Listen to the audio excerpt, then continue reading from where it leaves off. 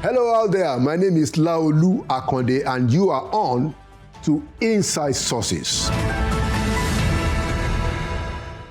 At the last edition, my take included the issue of Mr. Sunday Jackson, who is on the death row. Now we have the dissenting opinion of Justice Ellen Ogunwumiju in that case, and our support for the clemency, because in our opinion, Mr. Jackson acted in self-defense. That will be the opening segment today on Inside Sources. We'll be right back. Welcome back to Inside Sources. Like I said, we are going to open the show today with a discussion on the update of the death row situation of Mr. Sunday Jackson. Now we have the copy of the dissenting opinion of Justice Ellen Morenikeji Ogunwumiju, who has affirmed that indeed Mr. Sunday Jackson acted in self-defense. And she has actually gone ahead to also support the plea for clemency in that situation. To join us in that discussion, we have all the way from Washington, D.C., the Nigerian lawyer who brought this case to limelight, Mr. Emmanuel Ogebe. Emmanuel, good to see you again on Inside Sources. Always a pleasure to be with you, Lau. All right. And here in the studio, we have with me Abuja-based Nigerian lawyer, Mr. Ibrahim Wali. Ibrahim, thank you for coming to Inside Sources. Thank you, Mr. Laolu. All right. Now, so let's start with you, Emmanuel. So one of the things that I find exciting about the opinion of Justice Ogunwumiju is that not only did she affirm that Mr. Sunday Jackson acted in self-defense in a very strongly worded, ruling, she also supported the clemency plea to Governor Fintiri. What's your take on that, Emmanuel? This was clearly a vindication, not only for Sunday Jackson, but for any right-thinking member of the public, because the issue of self-defense is intrinsic to every single human being on the planet. So all of us had a visceral reaction to a judgment that seemed to indicate that we did not have any such rights. But let me start with something that Justice Ogunwumiju said. In the circumstances of this case, I do not think the appellant was in a position to determine and analyze which part of the body of the deceased to stab. He had a right to want to get away from his attacker and to ensure he was no longer pursued. As stated earlier, at that point of reaction, would a reasonable man who had already been stabbed twice by a trespasser on his land think twice about stabbing the assailant anywhere available? I think not.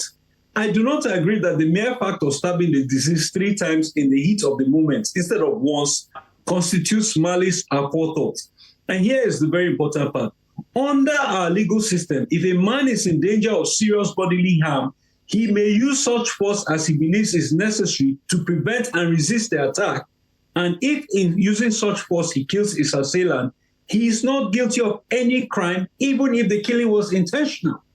So Justice Ogunwumiju has preserved our fundamental right to self-defense as enshrined in the Constitution. And we should all be thrilled about that. The second thing she did, which was pivotal, like you pointed out, is that she said that Jackson is a proper candidate for clemency. So the job has been done. As far as I'm concerned, this is signed, sealed, and delivered. The governor of Adamawa State, needs nothing further than to issue clemency or a pardon for Jackson at this point. Okay. Thank you for those opening comments. Let's take it to Mr. Wali.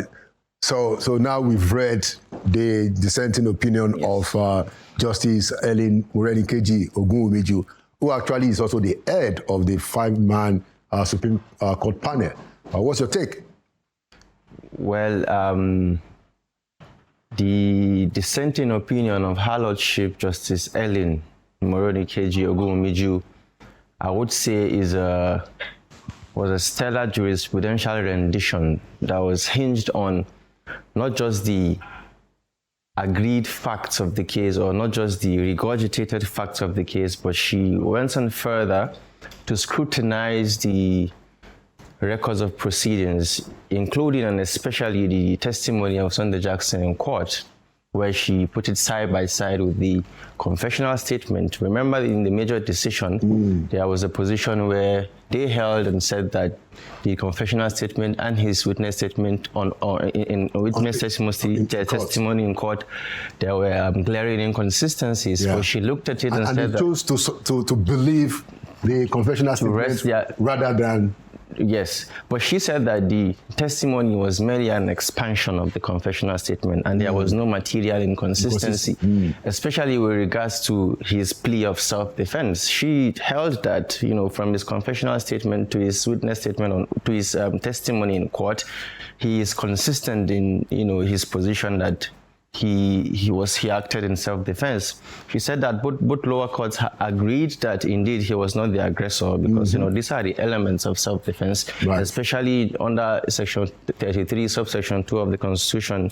The exceptions as to when a person can lose his life, in defense of your life and in defense of your property. Right. So she said that both courts agreed that he wasn't the aggressor, because the cows were pushed and chased into his farm before he was even, chased himself. And she agreed that the force that he used was necessary because obviously, part of the decision that he just read was that what would the reasonable man do at that point? She even held, in fact, that the courts below, both courts below, agreed that he had stabbings.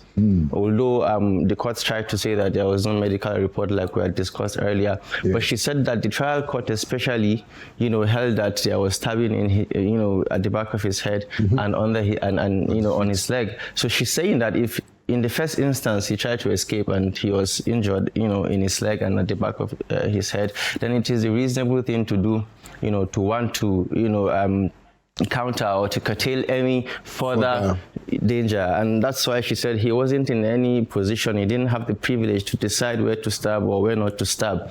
And she made a distinction between, intention to kill and premeditation. She said that in a case of self-defense, it doesn't matter if you intended to kill the person, as long as it is necessary, as long as the danger is imminent, and as long as you're not the aggressor. And she also, expanded. So she said you might have the intention to kill her, yes, which would make it murder or culpable homicide punishable with death. But was there premeditation? Did you plan to kill him? Did you want to kill him? She said these two people were strangers. He was on his farm when he drove his cows into his farm. So there was no premeditation. He didn't even know him before. They didn't have any prior issue. But obviously at that point in time, due to the attack, and she emphasized the fact that, it wasn't even his knife. He had to wrestle the knife from him. Yes, so he used his own knife against him. That he was not, and there is no evidence, according to the court as well, led by the prosecution to show that no, he didn't act in self-defense. He had the chance and opportunity to actually flee from the scene, before he took the action that he took. But she really went into the facts. I think this is the first time that the court actually attempted to really scrutinize the facts themselves as against just, regurgitation of what the law is, So even when she mentioned what, the law around self-defense is, she went ahead to assess each of the factors alongside the Sunday Jackson's case. And she came to the conclusion that, he was in the right to actually defend himself. Everything proves that he was in the right to defend himself. But she made a crucial statement that I found very interesting. She said, if you are going to convict a man for a serious offense of this nature by his confessional statement alone, then it is only befitting that you take the entire statement in its entirety, because parts of the statement is why he was convicted, mostly, the main evidence on offer. But even there in the confessional statement, we've mentioned this as well, the defense of the plea of self-defense was raised, and the prosecution did not, put forth any evidence to counter it. So, she said that to her mind, a man cannot be in his own house and you'd come and attack him in that manner. You'd expect, any sort of, for him to reasonably and, wisely, try to douse the situation without, engaging in that manner. And she held that, that's the defense of a plea of self-defense is exculpatory. It means if you succeed, then you're acquitted completely.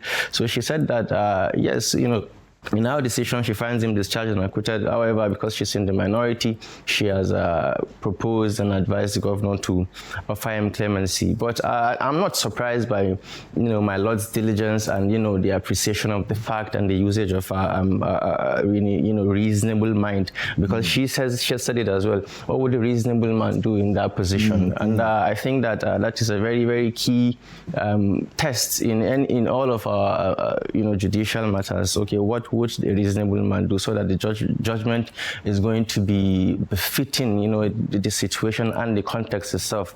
But yes, Justin Helen has been one of the justices that has tried to push, that legal puritanism, or that jurisprudential approach and rendition to decisions. I remember in Aviomo versus COP, she pushed for the mandatory, making the clauses for taking confessional statements in recording and ensuring that there's a lawyer in present, and all those procedural provisions of the ACJA that have not really come to light. She expanded it, and she said that law enforcement agencies henceforth must abide by the law. She did the same with criminal defamation at the time. I cited the case at the time where she said that it ought to be relegated and stuff like that. So it's not surprising that she took this reasonable man route. And if you put the judgment side by side, you would appreciate, at least even on the surface, the fact that she went deeper with regards to the facts. Yeah. And I think that is the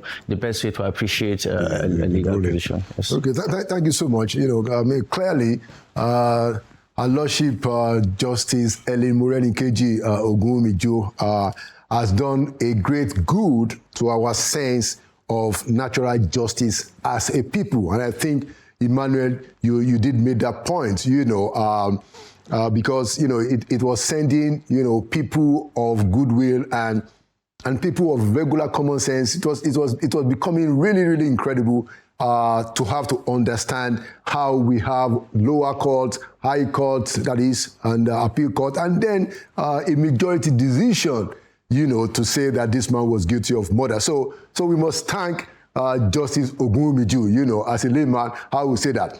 But final question I wanted to ask you, Emmanuel, is, so reading the opinion of Justice Ogunwumiju and how she was able to separate the issues, just like Ibrahim has said, do you think that that Mr. Sunday Jackson's counsel at the High Court would have done better in terms of, what ended up to be his confessional statement, which was what all the justices at the Court of Appeal and the 4 justices at the Supreme Court stuck by to say that, look, he said that he killed him intentionally. And as you recall, that confessional statement was at what point withdrawn and then restored. So I wanted to ask you, Emmanuel, because you came into this case pretty earlier than most people. Do you think, the role and the experience of Jackson's lawyer at the High Court, do you think, it could have been better handled? You are also a lawyer. Yes, so here's the issue, and I agree that Her Lordship has to be commended, and Nigerians need to be encouraged that there are voices of reason in the court still who will speak out for the common man, even against the majority. But here's the issue. There were those who blamed the defense counsel at the High Court, a legal aid counsel who I met and who I found to be an intelligent chap, because they said he withdrew his opposition to the confessional statement. But if you read Her Lordship's judgment, she was very clear that, in fact, the so-called confessional statement was consistent with his testimony in court, and that it merely expanded on it. And so even her own interpretation of those facts justify the actions of the defense counsel and says that he did not make an error. So this judgment is very beautiful and is to be commended. But there's another part of this judgment I want to quickly mention, which should encourage all of us. And this is the fact that she actually validated stand your ground as our constitutional right. She said, I believe the misapprehension of the lower courts in finding the appellant guilty because he did not run away after he gained the upper hand is from the unwarranted and unreasonable interpretation of the need for the person attacked to disengage no matter the circumstances. As stated earlier in this instance, the appellant had disengaged once and was pursued. Did he not have the right to stand his ground against further attack on his own farm? I'm of the view that he reserved the right to stand his ground on his own land, pursuant to Section 32, subsection 2A of the 1999 Constitution. Then she concludes, I'm of the view that the defense of self-defense avails the appellant and his response was not excessive. It is my view that the judgment of the two lower courts should be set aside as a miscarriage of justice. I felt, some of these sentiments and I look at the fact myself, which was why the last edition, I decided to make this part of my take to say that we must advance clemency, which is what I now want to ask Mr. Wali, in addition to whatever you want to make your last word. How much time, what are the rules that guide the governor in the discharge of his prerogative of mercy in this matter? Now, we have the father of the deceased, supporting the clemency. And now we have the most senior Supreme Court justice who had this case making a very strong appeal for clemency. Just like Emmanuel said, I think it's almost a done deal. But, we don't want to preempt the governor. But talk to us, Ibrahim, as we wrap up on the, is there a timeline? What's the framing of the discharge of Governor Fintiri's prerogative of mercy in this matter? With regard to the clemency, frankly, it is very, direct and clear in the Constitution that it is at the discretion and mercy of the governor. Just like when it comes to federal offenses, it is at the discretion and mercy of the president. But obviously, it goes on to say that the governor shall have a prerogative of mercy team, who shall per quarter review cases that are due for per quarter. Yes, well, from time to time is what it says. It's just my imputation. Right. Yeah. Yes, to review all cases, and to see if they, deserve clemency. So, like I said earlier, maybe if they had proactively set up all of this, or maybe they have it or not, but how our appointments and how our institutions and committees are run, maybe if they, had an active prerogative of mercy committee on ground, they would be the ones to even take it up and advise the governor, in support of the clemency. But I believe that the judgment, of her lordship is very clear as to, the need for clemency to be extended and offered. But like I said earlier, it's only about conditions. There's no timeline. It can be this year, it can be next year, or any time. It can be this governor or the next governor. It doesn't have to be Fintiri, just in case. But like I said, miscarriage of justice, perversion of justice, good conduct, good character, and then public policy are all conditions and grounds, for, and the decision of the, executive in that regard is not even questionable or even subjected to the, approval and ratification of the National Assembly or State Houses of Assembly. So it is really left for the governor, and I really advise the governor to actually, have his senior officers in the state, have a second look at the issues, read all the judgments from the trial court to the Court of Appeal and, to the Supreme Court. If they even want to go further and invite the respective police officers or the judge to give a statement or anything, so that, they can actually consider the clemency. Thank you. Thank you so much, Mr. Ibrahim Wali, and thank you so much, Emmanuel Ogebe. I think that we just want to call not just the governor, Governor Fintiri, but the Attorney General in Adamawa State to please, commence the procedure for the consideration of this matter, because we do know it is in the public domain that Mr. Jackson has been in detention, in custody, for over 10 years already. We even understand that he didn't even know that his second daughter has been born, and John only met her through a photo. So we do have compelling humanitarian grants for the Attorney General to speedily initiate this procedure that we hopefully hand on the table of Governor Fintiri, and we are hoping very soon that we will hear the good news that Mr. Sunday Jackson is free. Thank you so much. I can quickly update that they already have his clemency application, and it's already been reviewed. And I want to say that the chairman of the Human Rights Commission, Tony Ojukwu-San, added his voice to the plea for clemency this week. Okay. So we're getting more and more support globally for Jackson's clemency. Excellent. Thank you for that, Had. So, Governor Fintiri, please do this nation a whole lot of good by acting in favor of this request. Thank you so much again, Mr. Emmanuel Gebe and Mr. Ibrahim Wale. Thank you, Mr. Lally. Inside Sources will be right back. Welcome back to Inside Sources. Today, as we continue the conversation on the future of our great country, I have an eminent Nigerian politician who is also a social crusader who happens to be in politics. He was, between 2015 and 2019, a member of the Federal House of Representatives. He actually also ran for the Edo State gubernatorial in 2023 before he supported the incumbent governor who won the election, and is currently a federal commissioner in the Code of Conduct Bureau, a law enforcement agency in the country. I'd like to welcome to Inside Sources Honorable E.J. Agbonayima. My brother. Good to see you on Inside Sources. It's happy to see you again after many years in America. Thank you so much. Exactly. Welcome back to Nigeria. Exactly. We are welcome back home. Those were the days. Those were the days where you spend longer time in America. Thank you for having me, and thank you to our viewers out there. Thank you so much. Thank you for coming. So, It's a conversation on the future of our country. So I normally start by asking my guests that if you look at where Nigeria is today, what kind of future do you think is ahead of the country? If you look at where we are today, where are we going? Well, my brother, this is a huge, where do we start from here? I feel for my country. And growing up in Nigeria before I left this country to America, I wasn't born, we brought up with golden spoon.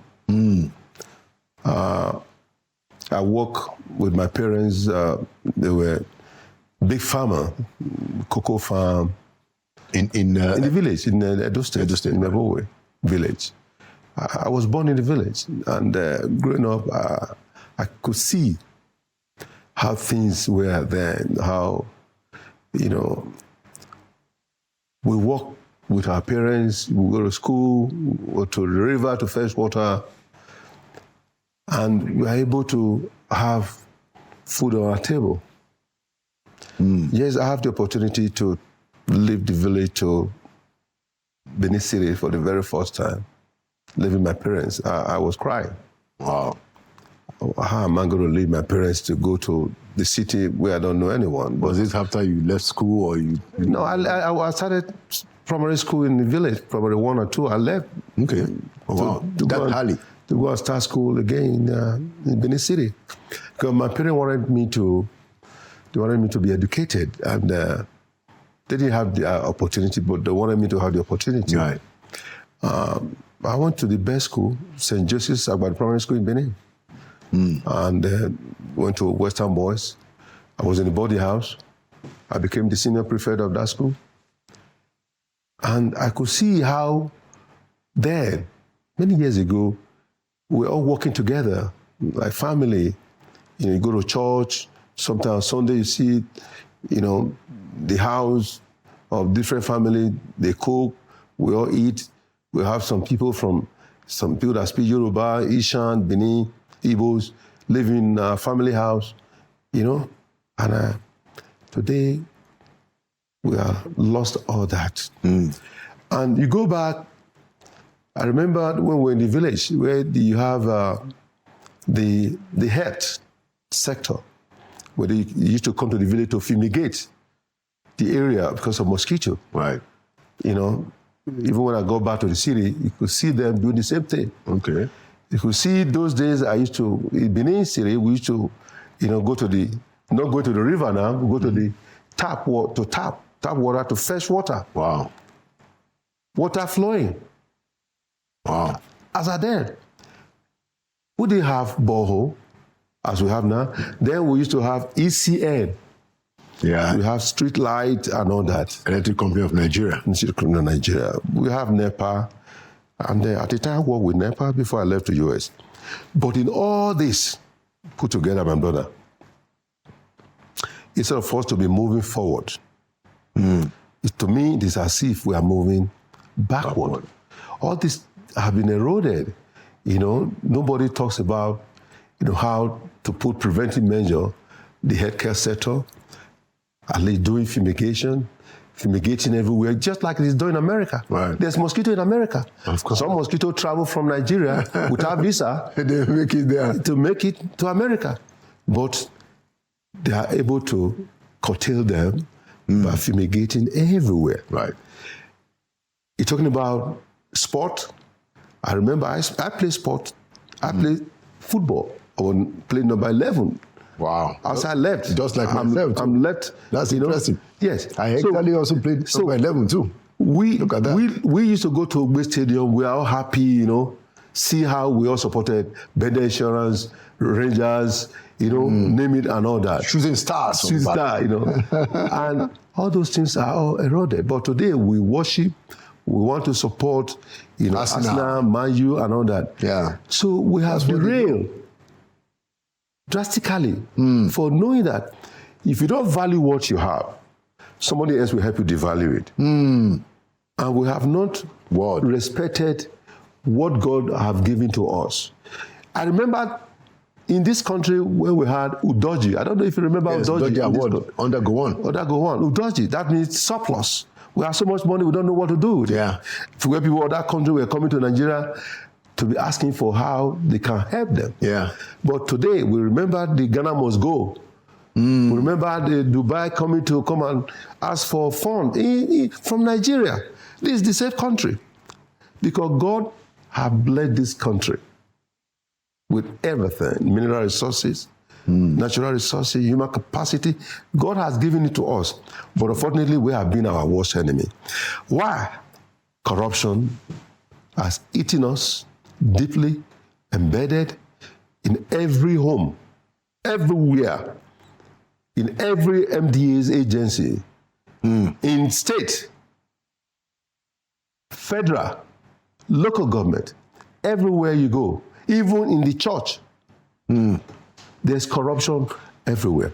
So it is an epidemic that we need a total orientation of our mindset so that we know that whatever you are doing, it is what you are able to do. The legacy you can leave behind that people will remember you for. All I'm saying, let us fast track to that where we ought to be. Because it's going to require the collective efforts of every patriotic Nigerian. Not just Mr. President alone. I know everybody want to blame Mr. President, but the governors, they are the major problems facing this nation. Yes. I agree with you. In your opening comments, I see a lot of areas of mutual agreement. Now, you also said that, of course, the leaders have a role to play. So I want to... Not just only the leaders. We Nigerians also have a role to... We have to blame ourselves because I contested. I could remember when I contested what I went through. The pain and agony. But so wonderful people, good people stood up for me. And God gave me the victory by using them. But there are some today, when election is ongoing, to be able to vote for somebody, you have to collect, you have to be paid some, kind of money so that you can vote for that person. That you have mortgaged your life, your future. So that is a total orientation that we must have to abide by to understand that, look, when you take money in order to vote for someone, right, you have no moral justification to challenge that person. Whatever he does or she does, you've been paid. You'll be paid. All right. So let's take it a little bit deeper when we look at where we are, the condition of the country today. You spoke about, how you left the village to go to school. You went to the very, very good school in Benin City, He said it's actually one of the best. Today, we don't have those schools in place anymore. As a matter of fact, it would seem that public education of any kind It's eroded. is completely eroded. Also in the area of health, people are dying for what is completely preventable and even treatable. It's as bad as that. And in those two areas, health and education, I don't see any reason why the governors in the state can't solve it. Why do you think we have governors? And, there are some good governors, no doubt about that. We are not saying, it's not a blanket statement. But for the most part, in my view, a lot of the governors they have been incapable, especially since 1999, to transform education and to transform health. I wanted to ask you, because you've been a member of the House of Reps in 2015. You aspired, you ran partly for the Edo Juba in 2023. Why is it that governors can't sort out their states in the areas of health and education, Honorable? In your view? That is the problems, the issues compounding every state in this country. The people of their various states are the ones responsible, because they don't ask questions. They don't challenge their governors. Rather, they want to point finger at Abuja presidency, forgetting that when allocation comes, governor takes theirs, federal takes theirs, the local government takes theirs. Even the local government is being siphoned by the governors. So the bond of question here is that, have you asked your governor how the money, the allocation that is coming to the state have been expended? You must ask. The same way you are questioning Mr. President, you first and foremost ask your governor. I want to say that something happened.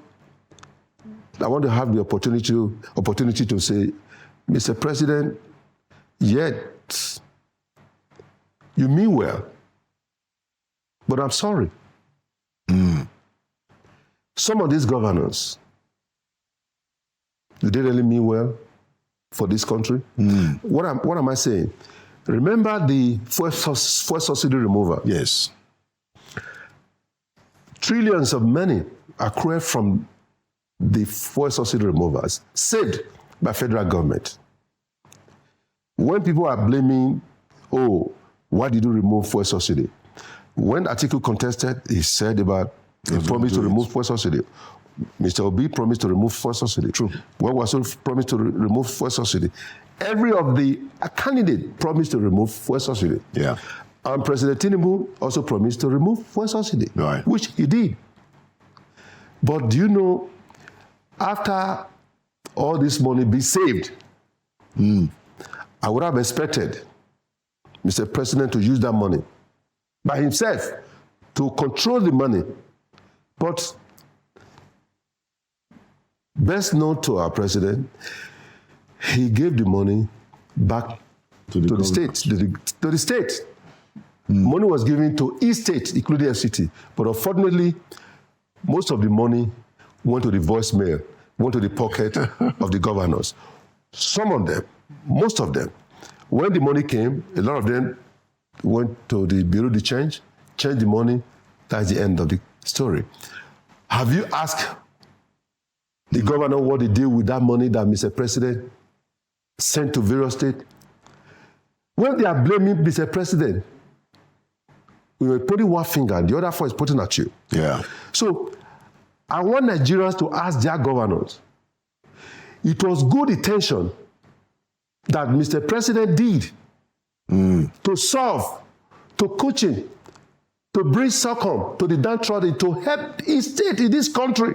If they have used that money that Mr. President sent to each state, I tell you, the hardship what we are facing today wouldn't have been there. So maybe next time Mr. President should think about this. Use that money. Be in control. Be in charge. Don't send money to any governors, any state. I'm not speaking for FCT today. Yeah. Look at what is happening in FCT. Exactly. You have to give it to the guy. Whether you like it or not, whether you hate him or like him, you must give it to, Yeah, we are seeing former governor, Wike. He have changed. Nobody ever thought that. There are some area now, I got lost when I was coming to this studio. I got lost. because of the changes on Because of the freeway, the highway configuration.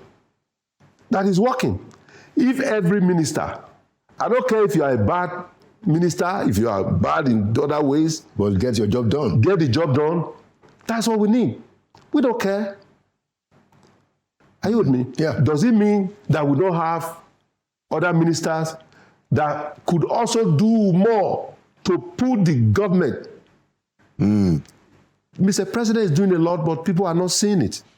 This money sent to Yeah. various states, don't you think that money would have? I mean, without a doubt, there has been a lot of conversation around the extra money that we got from the subsidy, and I think also from the devaluation of the naira. Some of the governors will say that yes, of course, well, all of them agree that more money has come in, but they say, oh, there is inflation and all of that. I think part of it is also trying to give an excuse. But I wanted to ask, No, not an excuse though.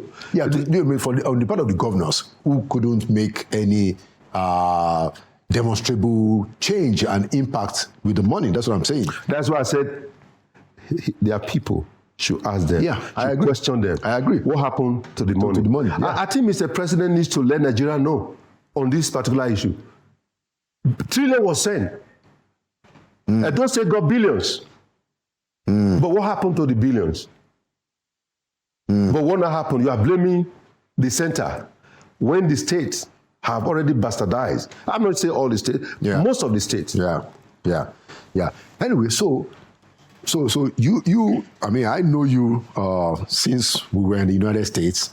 You are a human rights activist and a good governance advocate, and we did have a number of protests. I People don't know that. They yeah. don't know about They think our life started in 2015. Yes, I'm telling you. So we go way back, and so that's why I describe you as a social crusader, because I know where you're coming from. But I wanted to ask you that. So, what do you think we can do to begin to significantly curtail the problem of corruption? And like you've described, it's a huge problem, because it's not just the leaders, it's from the people. And when we talk about the leaders, I've made that point on this program, that the leaders did not fall from heaven. They came out of us. They are our brothers, our sisters, our husbands and wives and fathers and mothers, But I want to ask you, so what is that thing, or one or two things that has to happen for us to give the problem of corruption, to give corruption a bloody nose? Let me give you a story that happened. A student was in school, and the teacher told that young boy, told the student, Right. that they are going to take a group photograph, that they should tell their parents when they are coming, they should come out with 200 naira. By the time the child got home, the child told the parents it was going to cost 500 naira. The parents gave him 500 naira. The child got back to school. He told the teacher, he said, "I'm sorry, ma. My parents said they don't have any money. Wow. They couldn't give him any money. They don't have any. If she could, it was a female teacher, help, that by the time the parents have money, he will bring the money back to her." And don't forget, even the teacher, the principal said the cost of that photograph was 100 naira. The teacher added 100 naira to it. And the student also added, 300 naira. To make it 500 to the. So now, what was funny? A child, took the 500 naira, never declared to the teacher at all. So this is corruption of the mind. In all ramification, in every sector in Nigeria, go down, look at it deeply, you smell corruption. When people are supposed to be engaged with employment, Right. and you see the best person with first class, and you decide to go down because somebody gave you 100,000 naira, you ignore the one that had the first class and took the one that have no brain. That is corruption. It's not only just taking money that is meant to do government work, stealing public fund, that is corruption. But dealing with Code of Conduct Bureau, corruption that Code of Conduct have been fighting, it starts with every public officer. When your lifestyle is not commensurate enough With your income. your income with what you earn monthly or yearly, compare to what you have acquired. As somebody that's, level 8, having an estate in this FCT, level 8. And that does happen. True story. Yes. Now, No, too. that is corruption. So I'm appealing, and there's still hope for this great nation. Fighting corruption is everybody's business. It's your business, it's my business, it's our business. Right. Mr. President cannot fight it alone. Yeah. EFCC cannot fight it alone. ICPC cannot fight it alone. Code of Conduct either cannot fight it alone. It's going to require collective effort of every one of us to put this to rest, because it's a cancer that's eating us deeply. It is. Are you talking about the undeclared crude oil that left this country to global destination? Billions of dollars Yeah. that is outside this country. But what are we talking about? I have said this over and over again. I'm not afraid to say it, because based on what I have, it is sad, it's appalling. What shall it profit a man to gain the whole world? Where are you going? Where are you taking all this money to? You've stolen Nigerian resources to the detriment of all of us, because of your selfishness. We have to be selfless. And greed. Selfishness and greed. Well, I want to ask you, based on where you sit as a federal commissioner at the Code of Conduct Bureau, what is the extent of public graft that you are seeing? You don't need to be specific, but just give us an insight. Because what your bureau does is that you collect all the declaration, the asset declaration of all the elected and Public officer, but it doesn't include civil servants. It's civil servant, public officer, civil servant. So does it include every civil servant? Yes. Every civil servant, public officer have to declare. That's a huge... have to declare your asset. Yeah. So At the beginning and at the end. at the end. So Failure to do so is a breach of the Code of Conduct meant for public officers. Give us an insight into how your agency is fighting corruption. Well, it has been abandoned for too long, for many years. But thank God to Mr. President and the National Assembly for coming to the aid of Code of Conduct Bureau, and also for Mr. President to find, at least bringing somebody that have the brain, that have the knowledge, the wisdom, the capacity to drive the Code of Conduct Bureau. We do have the current chairman, Dr. Abdullahi Usman Bello. Right. A fantastic young man. Was it a former Attorney General? No. It was not a former Attorney General. That is, you're talking about the ICPC. Oh, ICPC, yeah. So I'm talking about Code of Conduct Bureau. He came, his background is from EFCC. Okay. And this man, since he came, sincerely, Okay. I can tell you a few months that they have been around, there's a total turnaround.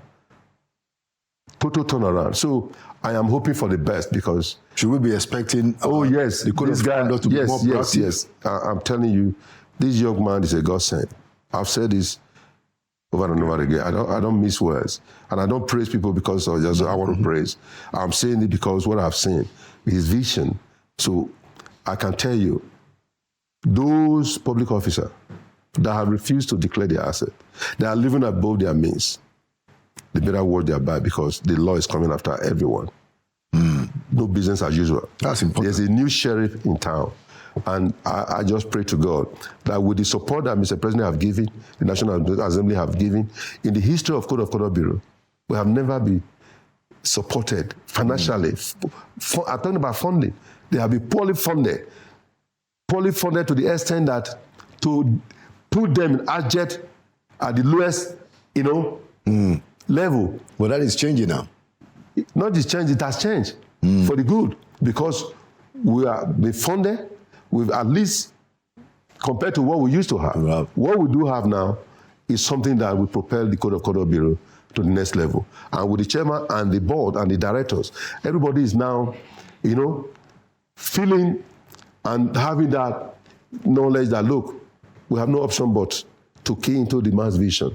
And with the vigor, I think we will go a long way. Okay. So I want to thank Mr. President for bringing him aboard, and hopefully the end will justify the means. Okay, so we'll be expecting the results. And there's another question you asked. What we are doing, what I have seen so far. Yes. Insight. Let me say this: in this country, Code of Conduct investigated the former Accountant General of the Federation. Okay, that is under trial. The one that is ongoing? We investigated, but, the man that stole over 200-something billion of naira that was given chieftaincy title not too long ago. Yeah. Because, like I said before, it's only this country. When you steal billions, you are celebrated. And it was given the chieftaincy after you guys brought out the information? Yes. And those who stole 10,000, 100,000 are spending 7-8 years in jail, in prison. So that is the double standard that we must do the right thing. It is sad that those that have stolen the resources of this country, they are living as if they are Alpha and Omega. So it is your right, Nigeria, to wake up. It's their money.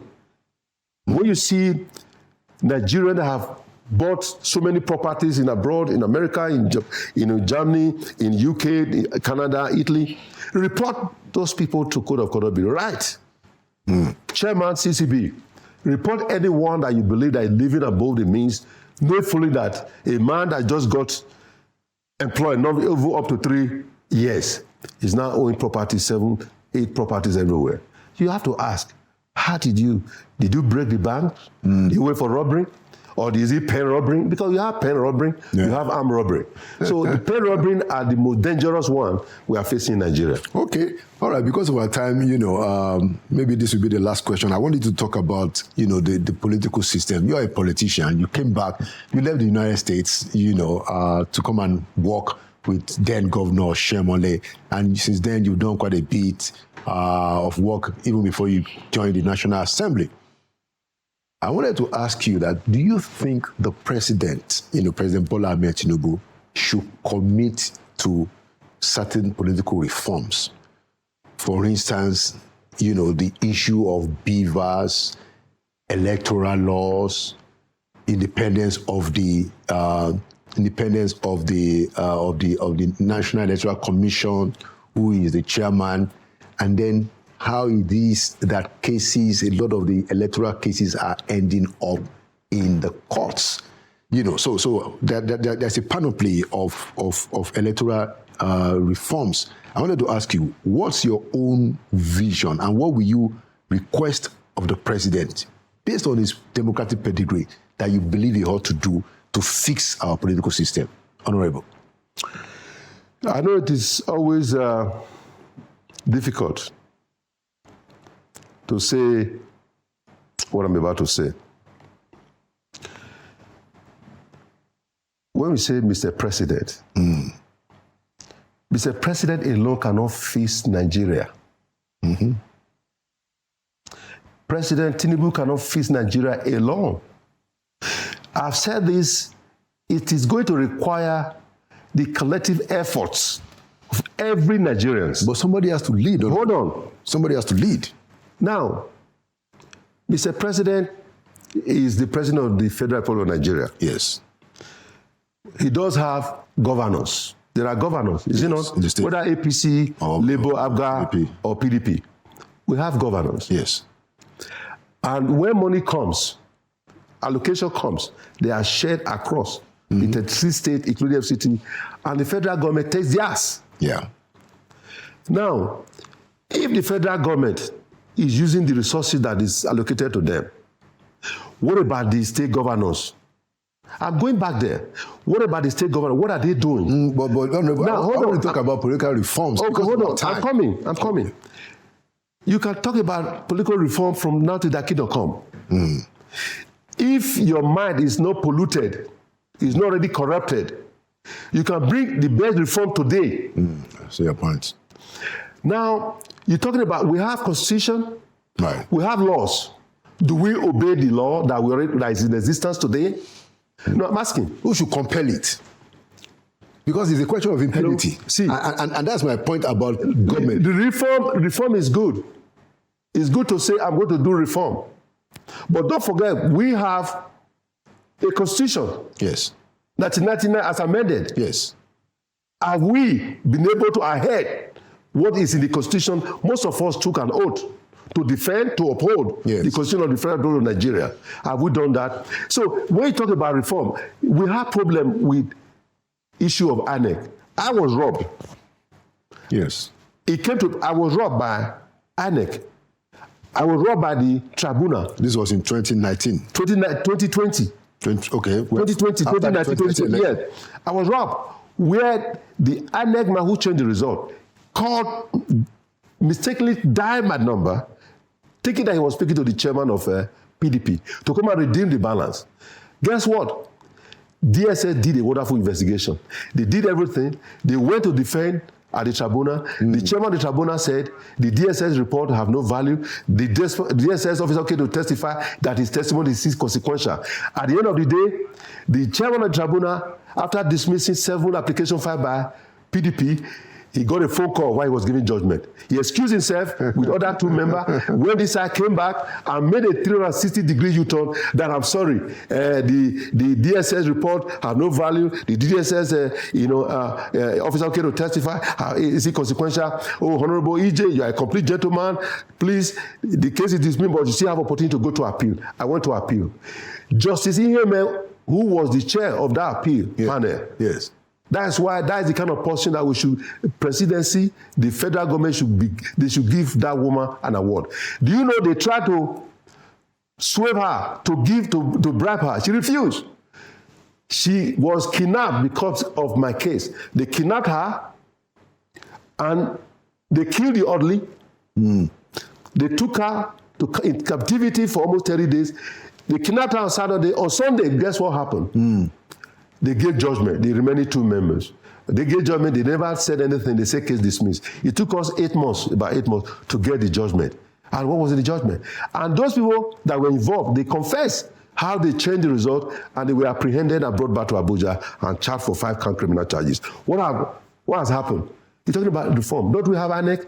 So what happened to those people when they were brought to Abuja? The case is still ongoing till today. So is the case against the 2 other There are 5 of them. The one that called me, the DSS, if I tell you the story, because we don't have time to talk about it. That was at the tribunal. That's what the You're tribunal. not talking about the appeal, where there were 3 appeal justices. Yes. And They kidnapped the woman was Justice kidnapped. who is now in Supreme Court. Okay. That woman should be celebrated. And now the 2 others, what did the 2 others do? They gave judgment on Sunday. Okay. They didn't read anything. They said case dismissed. And that was the end of the case. That was the end of the case. Okay. All right. So it's not about reform. Reform. That cannot come. Listen, what are we going to do? Was there any reform? Was there any reform when Tomila was built? Was there any reform when National Assembly was built? Was there any reform when Asoro was built? Was there any reform when Hilti was built? Who built all this? Was there any reform? Was there any reform that LCT today? Look at the way it's been turned around. Well, it is about conviction, commitment. Okay, I agree with you. It's talking about reform. Honorable. What about the one we have? Honorable. Have we exhausted it? Have we obeyed the one we have? I agree with you. There's no disagreement about your point. What I'm trying to get you to understand and address is the better word, is that, so are we going to sit down? What are we going to do to change this? total orientation of the mindset. But It's going to require all somebody has to Nigerians, take all of us. leadership. No, a job for everybody is nobody's job. If you say that everybody has to do it, that means nobody's going to do it. Let me tell you something. You are a Christian. Yes. I think so. I'm a pastor. Thank you. I'm also a pastor. Yes. Now, let me tell you this. Do you know the Bible, right? Mm-hmm. What does the Bible say? Depends on what. It says, thou shalt not steal. Thou shalt not commit adultery. Thou shalt love thy brothers and thy sister. Yes. Is it not? Mm-hmm. Okay, now, that's the Bible. Are we practicing that? Do we love ourselves? No, are we stealing? We don't. No, hold on. Are we stealing? So it is not the Bible. If really we want to look at this, just reading the Bible from Genesis to Revelation, the Holy Quran. I study IROK, Islamic religious knowledge in secondary school. I also study BK, and I got A's in all of the above. Okay. None of that teaches hatred. None of that teaches killing. All of the above teaches love. Love. Love is God and God is love. So I'm telling you, if you bring, are you not telling me that we have to have a new Bible? The constitution that we have, listen, let us obey the law. Okay. If we obey the law, all right, all this will be put to rest. Okay. All this issue of talking about reform is just another way just to distract. Let us, first of all, obey the law of the land. We don't obey law. We don't. Okay. The judiciary, the executive, right, the legislature, all of us collectively, Nigerians, whether you are a Christian or Muslim, let us obey the law, the constitution, the law. Until we do that, let us not begin to say reform. Okay. What are we reforming? Okay. Let us reform our heart, our mind, our soul. All right. Thank you so much. If we had time, we would have engaged further, but I'm sure that we are going to be engaging further outside of the camera. Thank you so much, my dear brother, Honorable E.J. Agbonayima. Thank you very much, Pastor. Thank you for an activist and a presenter, and a one and only brother. Thank you so much. Friend. Thank you so much, and thank you for your contributions. And there you have it, another edition of Inside Sources. Like we always say, Nigeria will prevail. It means that Nigeria will win because partly we will not relent. I'm sure that you won't relent also. Thank you for watching. My name is Laolu Akonde, and by the grace of God, I will see you at the next edition.